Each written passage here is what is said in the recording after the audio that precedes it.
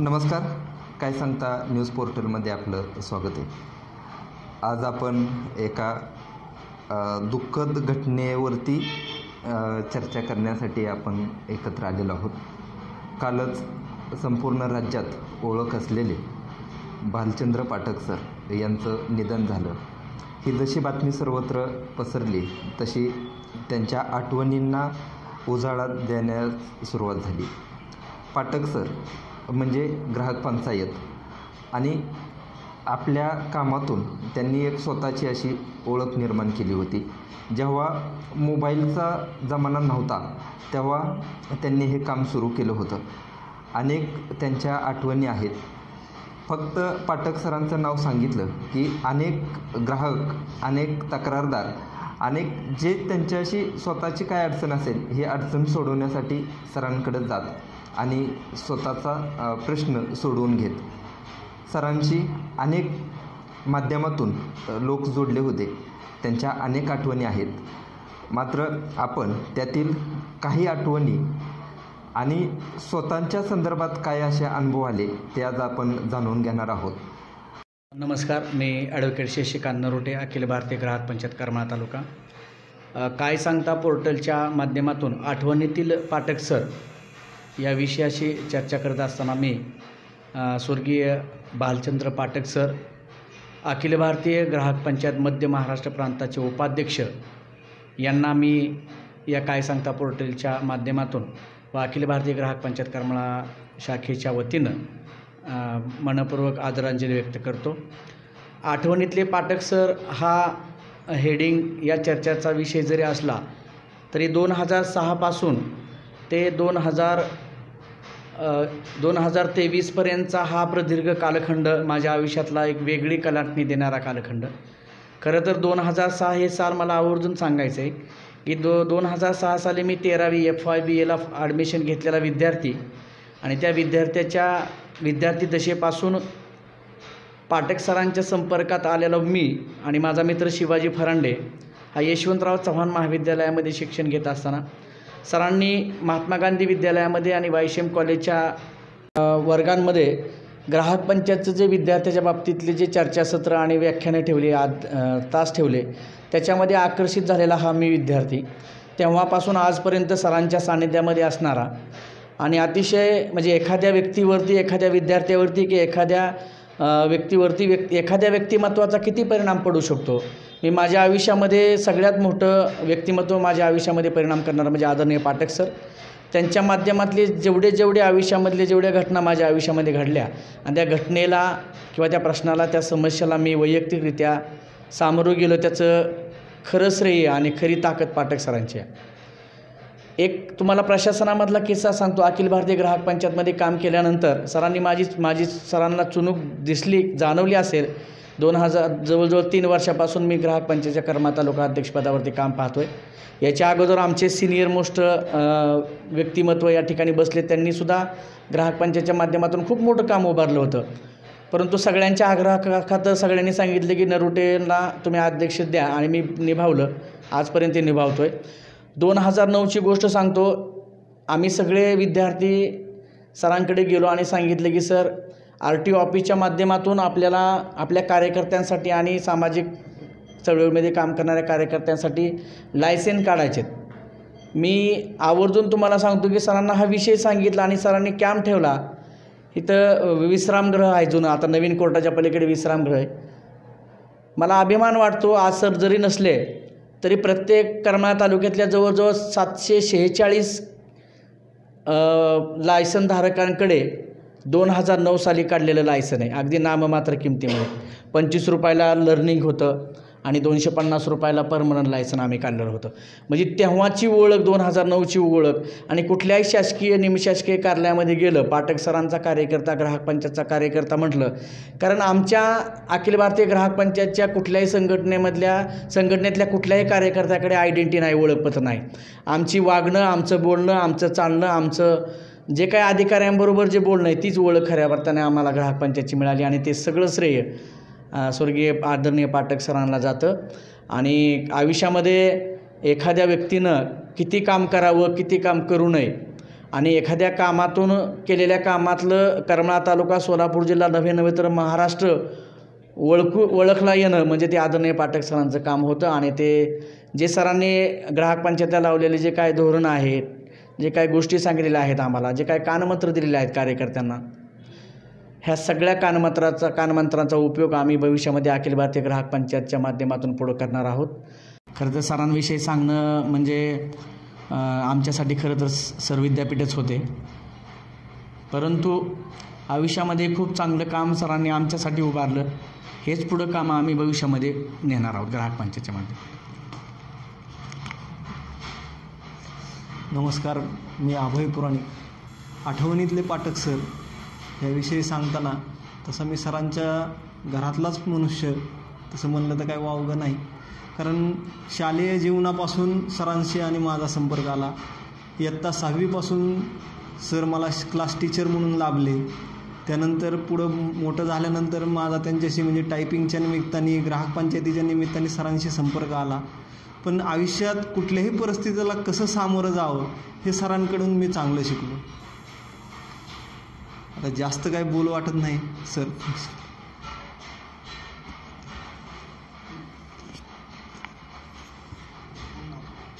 नमस्कार, मी चांदणे सर. 1984 पासून मी सरांच्या संपर्कात आहे. साधारण आता 40 वर्षाच्या आसपासचा हा कालखंड आहे. पण त्यावेळेस मी 7वीला होतो आणि इतर काही शिक्षक ग्रामीण आणि शहरी विद्यार्थी असा भेद करत असताना सर मात्र ग्रामीण भागातील विद्यार्थ्यांना, आमच्यासारख्या विद्यार्थ्यांना प्रेमानं जवळ घेत होते आणि बऱ्याच गोष्टी सांगत होते. त्यावेळेसपासून त्यांच्याकडे बघण्याची माझी दृष्टीच बदलली आणि त्यावेळेसपासून ते आज तागायत आमचं जे नातं होतं ना, ते गुरु शिष्यापेक्षाही वेगळं नातं होतं. मी त्यांचा कार्यकर्ता कधीच नव्हतो. त्याच्याही वेगळं आमचं नातं होतं, त्याच्या पलीकडचं आमचं नातं होतं. एका पित्याचं एका मुलावर असणारं प्रेम हे मला त्यांच्याकडून अनेक वेळा मिळालं आणि तीच त्यांची खरी ओळख होती. त्यांचं घर म्हणजे आमच्यासाठी आमचं घर होतं. त्यांना श्रद्धांजली वाहताना माझे मित्र भीमराव कांबळे म्हणाले की करमाळ्यातील पहिली आणि शेवटची ब्राह्मणी व्यक्ती, त्यांनी स्पेसिफिक त्यांच्या जातीचाही उल्लेख तिथं केला होता, करमाळ्यातील पहिली आणि शेवटची ब्राह्मणी व्यक्ती की जिच्या घराच्या स्वयंपाकापर्यंत असेल किंवा देवघरापर्यंत असेल आम्ही सर्वजण जात होतो आणि माणसाला माणूस म्हणून जवळ करणारी ती व्यक्ती होती. हे भीमराव कांबळेंनी अगदी समर्पकपणे तिथं मांडलं होतं आणि ते सत्य होतं. सरांनी कधीही माणसांमध्ये भेद केला नाही आणि कधीही परका आणि आपला असा भेद त्यांच्याकडं नव्हता. म्हणूनच इतकी वर्ष झाली तरीही आम्ही त्यांच्याशी जोडले गेलेलो होतो. सुखदुःखात असेल किंवा आनंदात असेल, दुःखात असेल, सर कायमच पाठीशी राहायचे. आणि आता सर नाहीत तर असं वाटतंय की बरंच काही आपलं हरवलं आहे आणि या गावामध्ये आता आम्ही सारे पोरक्या होती, पोरकेपणाची भावना मात्र प्रचंड दाटून येते. तर सरांना माझी आदरांजली.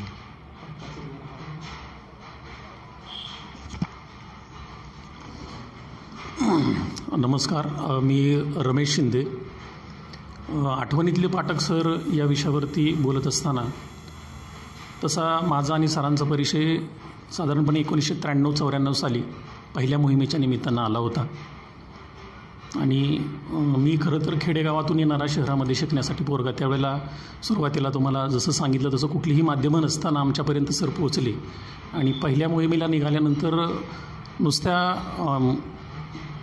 शिवप्रतिष्ठानच्या मोहिमांना जाणं किंवा शिवप्रतिष्ठानच्या मोहिमांमध्ये संमिलित होणे एवढाच उद्देश आमचा एक पोरगळ बारगळ म्हणून होता. पण ज्यावेळेला सरांनी तिथं नेलं त्यावेळेला आम्हाला कळलं की खरोखरच समाजाच्या कार्याबरोबर एक देशाचं कार्यसुद्धा सर एक एवढ्या जोमानं आणि त्याचबरोबर शिवरायांच्या ज्या वेगवेगळ्या आठवणी असतात किंवा शिवरायांचे जे गडकिल्ले आहेत ते पाहावे कसेत. सन्माननीय संभाजीराव भिडे गुरुजी यांच्यानंतर त्या सगळ्या गोष्टींचा बारकाईनं सगळा अभ्यास करून तो आमच्यापर्यंत पोहोचवणं. कारण त्यावेळेला आम्ही भिडे गुरुजींच्या जवळ जाऊ शकत नव्हतो किंवा एवढे आम्ही छोटे होतो की गुरुजींचा आमचा एवढा परिचयही नव्हता. पण सुरुवातीची मोहीम मला आठवते की पुण्यातल्या शनिवारवाडा ते राजगड अशी होती. म्हणजे माझ्या जीवनातली पहिली मोहीम जी 1993-94 साली मी सरांच्याबरोबर ती केली. आणि त्यावेळेला कळालं की यावेळेला इथून गेल्यावरती आम्ही सुरुवातीला तर खरं त्या शनिवारवाड्याच्या पटांगणातच झोपलो. मी माझ्या अडचणी गायला सुरुवात केल्यावर सरांनी सांगितलं की मोहिमेत आल्यावरती माणूस कसा तयार होतो. आणि गुरुजींचं ज्यावेळेला संध्याकाळी व्याख्यान ऐकलं त्यावेळेला कळालं की आपली जमीन हीच आपलं अंथरूण आहे आणि आकाशच पांघरूण आहे. माणूस म्हणून किंवा आपण हे सगळं कार्य करत असताना खरं तर सरांनी कुठल्याही बाबतीमध्ये मग अगदी घरातनं शिदोरी म्हणजे माझी तर अवस्था अशी व्हायची की घरचे काही एवढे पाठवायच्या तयारीला नसायचे. सगळ्या माझ्या मित्रांचा आग्रह असायचा आणि मग अगदी घरातनं काकूंना सांगून शिदोरीसुद्धा बांधून माझ्याबरोबर ती घेऊन आम्ही अख्ख्या मोहिमेमध्ये सतत मार्गदर्शन त्यानंतरसुद्धा वैयक्तिक अनेक वेळा आम्ही वेगवेगळ्या गडकिल्ल्यांवरती गेलो. म्हणजे आणि नंतर मग हळूहळू या सगळ्या ज्या त्यांच्या घरी भरणाऱ्या मीटिंग होत्या त्या मीटिंगच्या ग्राहक पंचायतीमध्ये एक समाजसेवेचं नेमकं काय प्रयोजन आहे त्यांचं त्याच्यामुळे मी हळूहळू तिकडं समाविष्ट झालो. पण खरे पाठक सर मी त्याच वेळेला पाहिले की जे गडकिल्ल्यांवरती अगदी आम्हालासुद्धा लाजवतील या वेगानं अगदी कालसुद्धा त्यांचे सगळे सहकारी जे की त्यांच्याबरोबर ती साताऱ्यामध्ये होते ते सांगत होते की आम्ही मागे आणि सर अगदी तरुणासारखे पुढे. म्हणजे आम्हाला लाजवेल एवढा उत्साह एवढा देवाचं देशाचं आणि धर्माचं कार्य असलं की त्यांना कुठून ऊर्जा मिळायची आणि ती सगळी ऊर्जा आमच्यापर्यंत पोहोचवण्याचं काम खऱ्या अर्थानं पाठक सरांनी केलं. फक्त मोहिमाच नाही तर मोहिमांशिवाय इतर अनेक वेळा पाठक सर असतील पुराणिक अभय पुराणिक असेल चांदणे सर असेल आम्ही अनेक वेळा वेगवेगळ्या गडकिल्ल्यांवरती त्यांनी आम्हाला नेलं. किल्ले कसे पाहावेत किल्ल्यांवरती नेमकं काय पाहावं कारण सुरुवातीला ही दृष्टी आमच्याकडं अजिबातसुद्धा नव्हती.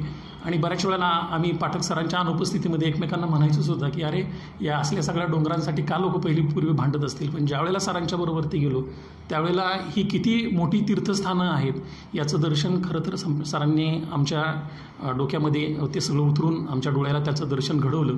आणि खरोखरच काल पाठक सर ज्यावेळेला गेले असं समजलं तर या सगळ्या गोष्टींवरती पहिल्यांदा तर विश्वासच बसला नाही. कारण 4 दिवसापूर्वी जे पाठक सर मला भेटले आणि मी त्यांना सहज म्हणालो की सर तुम्ही चालत आलाय मी तुम्हाला गाडीवरती सोडवतो आपण एवढी चालणारी माणसं मी चालण्यासाठी खास आवर्जून आलो आहे.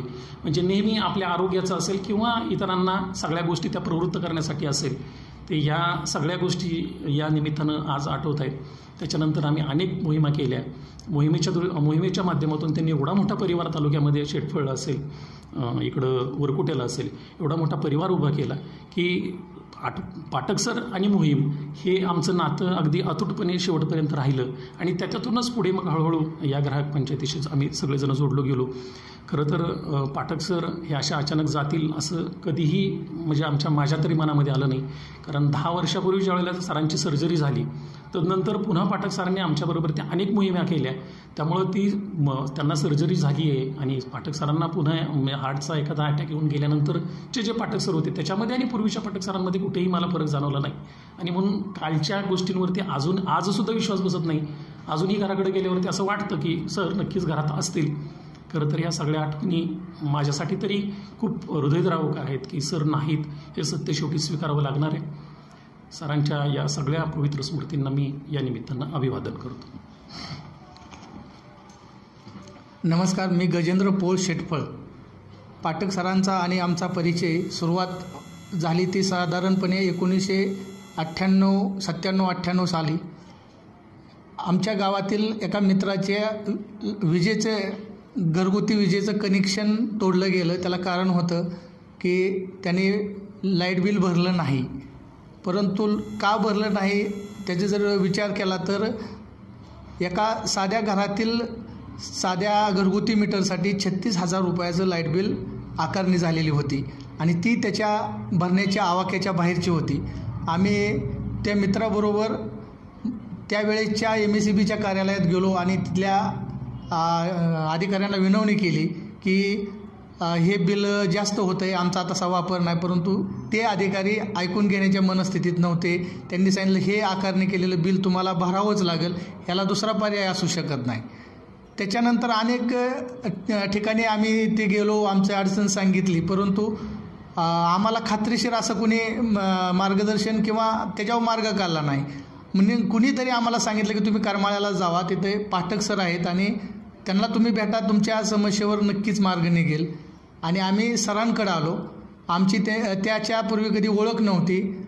आम्ही आल्यानंतर शेटफळचं आहोत एवढंच सांगितलं, आमचं काम सांगितलं आणि त्यांनी एक अर्ज तिथं बसून आम्हाला लिहून दिला आणि त्याच्याबरोबरची मागची काही बिलं अशीच काही कागदपत्र 2-3 त्याच्याशी जोडा आणि तुम्ही हा अर्ज फक्त MSEBमध्ये जाऊन द्या आणि त्याची पोच घ्या. एवढं सांगितल्यानंतर आम्ही बाहेर निघताना थोडीशी शंका होती की असं कुठं होऊ शकेल का, नुसतं अर्ज दिल्यावर कसलेच पैसे न भरता कनेक्शन कसं जोडलं जाईल. परंतु आम्ही गेलो आणि त्या ठिकाणी तो अर्ज दिला. पाठक सरांचं हस्ताक्षर पाहिल्यानंतर त्यांनी जे काही समजायचं ते समजून घेतलं आणि त्या संबंधित अधिकाऱ्यांनी नाखुशीने का होईना पण आम्हाला पोच दिली. आम्ही करमाळ्यावरून शेटफळला जायच्या त्यावेळेस मोबाईलची सोय नव्हती, तरीही आम्ही करमाळ्याहून शेटफळला जायच्या एवढ्या वेळेमध्ये त्या मित्राचं लाईटचं कनेक्शन तिथल्या वायरमनने जोडलेलं होतं. हा प्रसंग आमच्या मनावर एक असा ठसा उमटून गेला की असं होऊ शकतं.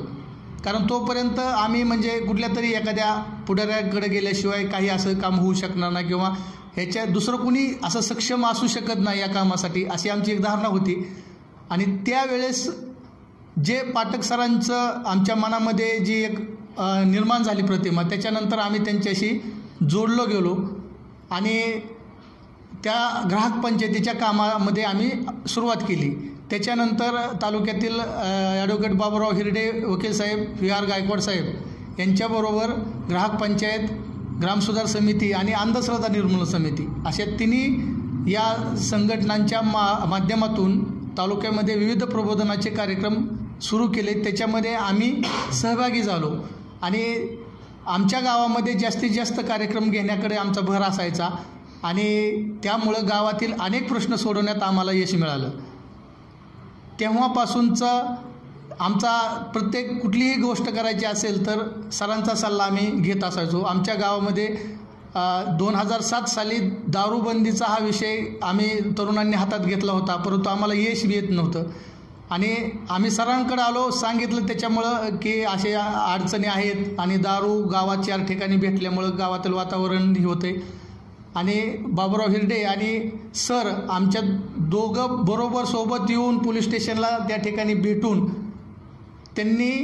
सरांनी त्या ठिकाणी ज्या गोष्टी मांडल्या आणि त्या अधिकाऱ्याने त्यावेळेस जी आमच्या म्हणजे ॲक्शन घेतली आणि दारूबंदी आज तागायतपर्यंत आमच्या गावामध्ये पुन्हा दारू सुरू करण्याचं धाडस कुणी केलं नाही. अशा अनेक आठवणी आहेत की सरांनी त्या आमच्या गावासाठी केल्या. त्यामुळं आमच्या गावाचं सरांच्या बद्दलचं एक आदरयुक्त अशी व्यक्ती आमच्यासमोर आहे. आणि काल सरांची निधनाची बातमी कळल्यानंतर संपूर्ण गावावर एक प्रकारची शोककळा पसरली, कारण शेटपळ हे सरांचं फार आवडीचं गाव होतं. आमच्या गावातील कुठलाही सण उत्सव असो आम्ही आवर्जून सरांना बोलवायचो. सर यायचे, आमच्या उत्सवामध्ये सहभागी व्हायचे. आम्हाला कुठल्याही अडचणी आल्या तरी ते निवारण करण्यासाठी सर सदैव तत्पर असायचे. त्याच्यामुळं आमच्या शेटपळकरांचं आणि सरांचं एक असं वेगळं नातं होतं आणि सरांच्या जाण्यामुळं आमच्या सर्वांच्या मनामध्ये एक प्रकारची पोकळी निर्माण झालेली आहे. आणि आमच्याबरोबरच असे असंख्य तालुक्यातील जिल्ह्यातील कार्यकर्ते आहेत की त्यांच्या सर्वांच्याच मनामध्ये आज एक फार मोठ्या अशा दुःखाची भावना आहे. आणि सरांच्या आठवणी अशा कितीतरी आमच्या गेल्या 25-26 वर्षाच्या कालामध्ये कितीतरी आठवणी सांगता येतील, परंतु याच्या पुढं तरी म्हणजे मला त्या म्हणजे सांगणं सध्या शक्य होत नाही. सरांना मी माझ्या संपूर्ण गावाच्या ग्रामस्थांच्या वतीने भावपूर्ण श्रद्धांजली अर्पित करतो. धन्यवाद.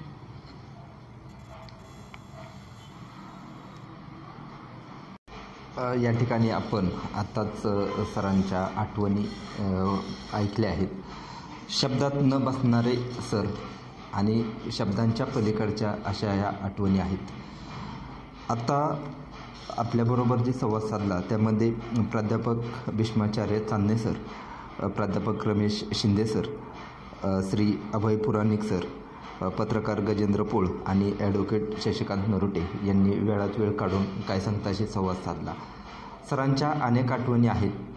सरांचे विचार, सरांचं काम पुढं नेणे ही आपली सर्वांची जबाबदारी आहे. सरांना पुन्हा एकदा सर्वांच्या वतीने श्रद्धांजली अर्पण करतो. धन्यवाद.